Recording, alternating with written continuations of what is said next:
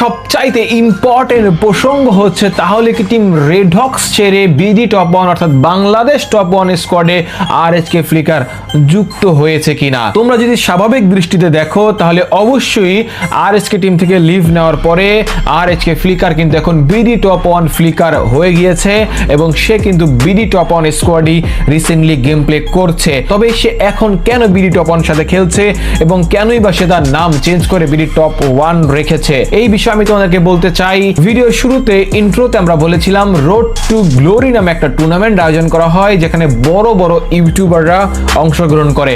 সেখানে রাত ভাই ওয়াইটি অর্থাৎ বাংলাদেশ টপ 1 তার স্কোয়াড নিয়ে এন্ট্রি করেছে। তোমরা জানো কি জানো না আমি জানি না, তবে তোমাদেরকে বলতে চাই রোড টু গ্লোরি টুর্নামেন্টে যে ইউটিউবার টিমগুলা খেলবে সেখানে দুইটা ইউটিউবারকে খেলতে হবে। সো রাত ভাই একটা ইউটিউবার এবং সে একজন ই স্পোর্টস প্লেয়ার। একবার চিন্তা করো, রাত ভাই ওয়াইটি তার টিমে থাকার পরে একজন দুর্দান্ত লেভেলের ভি ব্যাচ এবং মোবাইল প্লেয়ার যদি সে নিতে পারে, তার সাথে যদি ফ্লিকারকে পেয়ে যায় তাহলে এটা কতটা দুর্দান্ত হতে পারে একবার কল্পনা করে দেখো।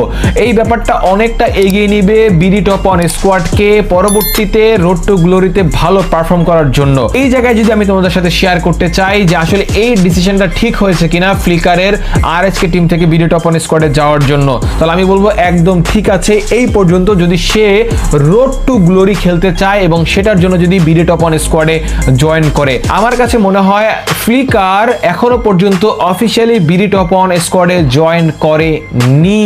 যদি বিডি টপ 1 স্কোয়াডে ফ্লিকার জয়েন করে তাহলে এটা অবশ্যই সে তার নিজের পেজে পোস্ট করে এটা জানিয়ে দিবে তোমাদের জন্য, যাতে তোমরা কোনো রকম কনফিউশনে না থাকো। তবে আমি তোমাদেরকে বলতে চাই রোড টু গ্লোরি টুর্নামেন্টে বিডি টপ 1 এর হয়ে অ্যাজ এ স্নাইপার প্লেয়ার খেলবে এই আরএচকে ফ্লিকার অর্থাৎ বিডি টপ 1 ফ্লিকার। আমরা রিসেন্টলি আলিফ গেমিং এর একটা ফেসবুক পোস্টে দেখেছি যেখানে সে স্পষ্ট করে বলেছে বিডি টপ 1 এর স্কোয়াডের হয়ে আরএচকে ফ্লিকার স্নাইপিং করবে, যে জায়গাটায় তার আসলে সুযোগ নাই। হয়তো এইবার সে টুর্নামেন্টে বিডি টপ 1 এর হয়ে খেলবে না বা তাদের টিমের সাথে থাকবে না।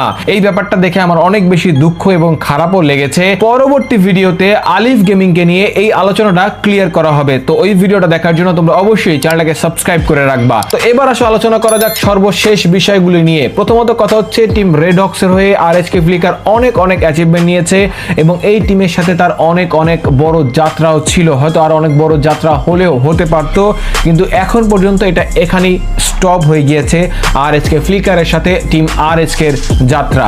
তবে আমি তোমাদেরকে বলতে চাই তোমরা এটা কোনোভাবেই ভাইবো না আরএচকে টিমের কোনো